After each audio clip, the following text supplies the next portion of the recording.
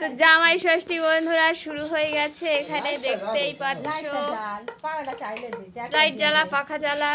উফ, আগে বড় আগে খাওয়া শুরু করে দিয়েছে। এদিকে জামাই ষষ্ঠী হচ্ছে, এখানে দেখো ফল মিষ্টি, শাশুড়ি মা, জামাই, সবাই সবাই অত ভিডিও করিনি। এদিকে আমাদের দিয়াং, ওদিকে ফুকু মশাই। বাজা